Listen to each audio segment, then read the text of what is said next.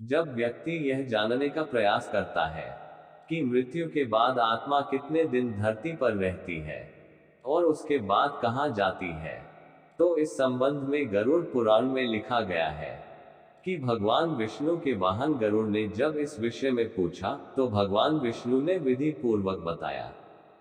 भगवान विष्णु ने अपने वाहन गरुड़ को बताया कि जब कोई व्यक्ति इस दुनिया से मृत्यु को प्राप्त करता है तो 47 दिन तक वह इस धरती पर निवास करती है और 45 दिनों के अंदर उसे कई प्रकार के कष्ट, दुख और दर्द दिए जाते हैं।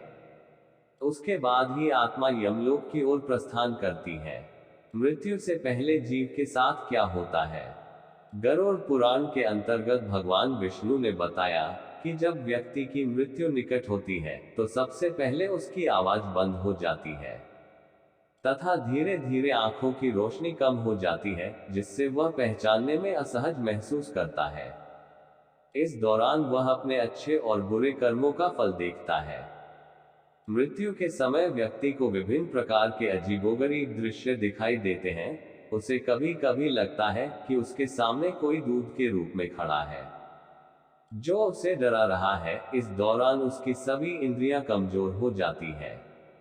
इस तरह से पल पल मृत्यु के निकट आते हुए व्यक्ति के अंदर डर भर जाता है और जैसे ही आत्मा शरीर को त्यागती है तुरंत यमदूत उसे अपने पास में पकड़ लेते हैं और सीधे यमलोक की ओर रवाना हो जाते हैं। मरने के बाद आत्मा का सफर किस प्रकार का होता है? गरुड़ पुराण के अनुसार इस धरती पर दो प्रकार की आत्माएं निवास करती हैं, जिसमें से एक पुण्य आत्मा होती है और एक दुरात्मा होती है। ऐसे में यदि पुण्य आत्मा दुनिया को छोड़ती है तो भगवान अपने वाहन से स्वर्ग ले जाते हैं, लेकिन दूर आत्मा को यमलोक भेज दिया जाता है।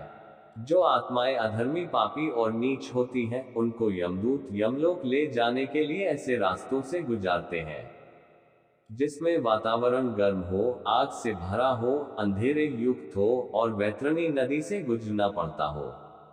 इस सफर में आत्मा को कष्ट दिया जाता है और जिस दिन व्यक्ति की मृत्यु होती है उसी दिन आकाश में ले जाकर वहां से छोड़ दिया जाता है, जो जमीन पर आकर गिरती है और यहाँ पर फिर आत्माएं सहकर निवास करती है। ऐसा इसलिए किया जाता है कि उसके घर परिवार के लोग रसोई के कर्म करें।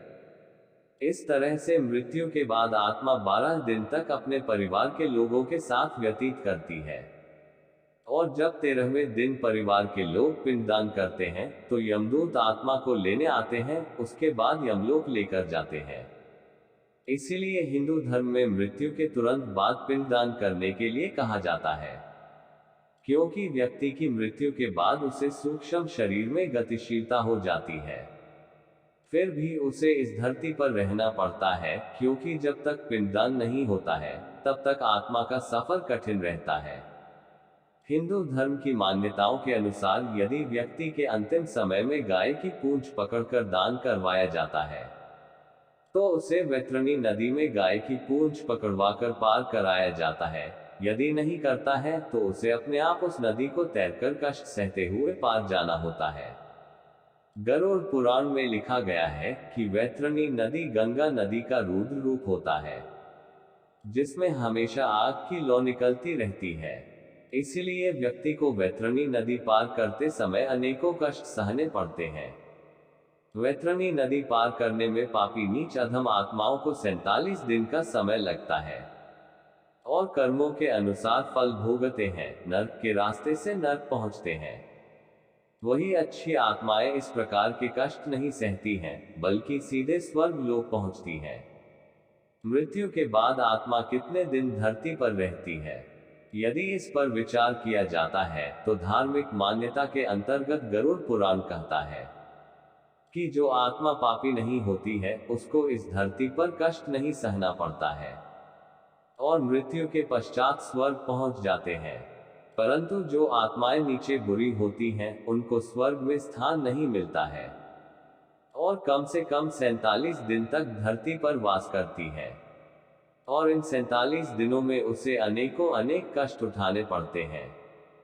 जो आत्माएं बुरी नीच अधम होती हैं, उनकी मृत्यु अकाल होती है, और अकाल मृत्यु को प्राप्त लोग जब तक उनकी स्वभाव की मृत्यु का समय नहीं होता है, तब तक वे इसी धरती पर भटकती रहती हैं। दूसरी तरफ जो आदमी अपनी स्वाभाविक मृत्यु से इस दुनिया को छोड़ता है और शरीर का त्याग करता है, उसकी आत्मा को इस धरती पर अधिक दिनों तक न रहकर उसी दिन वह स्वर्ग लोक की ओर अग्रसर हो जाती है। इसीलिए देखा जाए तो मृत्यु दो प्रकार से व्यक्ति की होती है। एक स्वाभाविक मृत्यु जो आयु पूर्ण होने पर होती है, दूसरी अकाल मृत्यु जो नीच कार्य करने से प्राप्त होती है। और नीच कार्य करने से अकाल मृत्यु को प्राप्त होने के बाद स्वाभाविक मृत्यु को धरती पर कष्ट सहने होते हैं। मेरे प्यारे दोस्तों, अगर यह वीडियो अच्छी लगी हो तो वीडियो को लाइक और चैनल को सब्सक्राइब कर दीजिए। फिर मिलेंगे अगली वीडियो में। नमस्कार दोस्तों।